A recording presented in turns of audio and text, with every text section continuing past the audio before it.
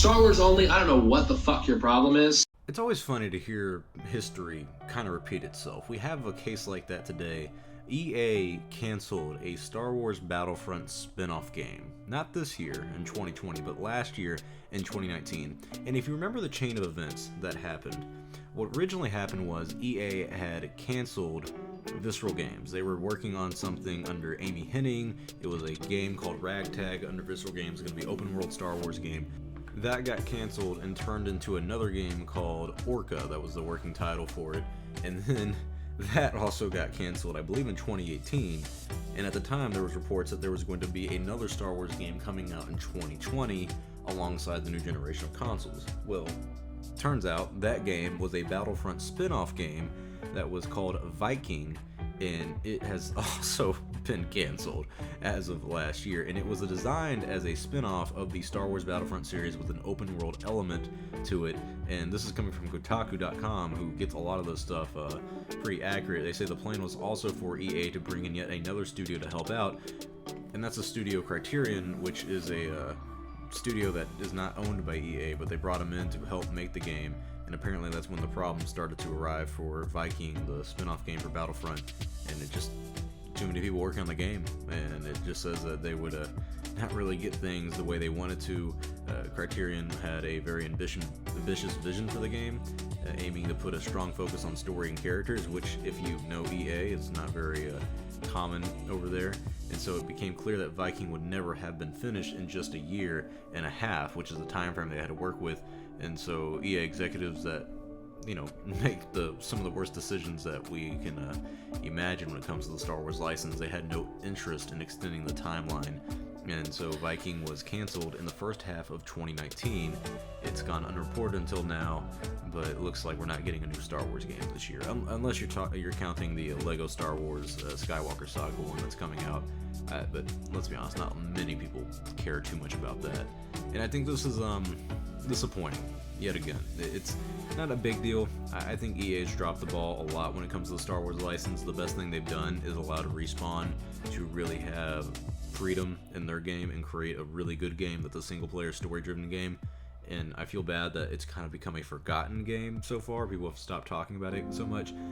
But it's still such a great game. I've played it a second time now, and I've enjoyed every minute of it, and I really wish they would make a second one, which gets to the end of this article, that apparently EA has 2 new Star Wars games in development, a sequel to Jedi Fallen Order at Respawn, and that's nothing surprising, but they're also doing a smaller, more unusual project at EA Motive in Montreal, Canada, and that's kind of where things lie over there in EA. I highly doubt anything bad's going to happen to the sequel to Jedi Fallen Order. I think they've made too much money off of Jedi Fallen Order for them to mess that one up, and I think they realize Respawn needs to have some breathing room when it comes to that game, and they have potential on where to go with the story now.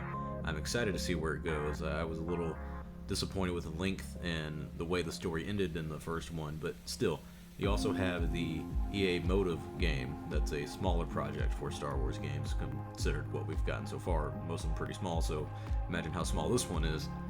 I wonder what it's going to be about. I doubt it's going to be anything mind-blowing, but who knows? I mean, honestly, who knows? EA has dropped the ball, but they seem to have found a new direction and a breath of fresh air, which is Jedi Fallen Order, in my opinion, is something we need right now. So getting a sequel to that is nice.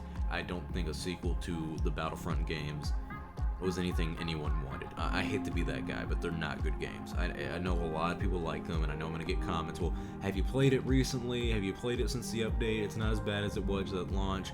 Yes, you're right, it's a lot better now, but just because you've been spending 2.5 years fixing the game doesn't mean it should have been released half completed.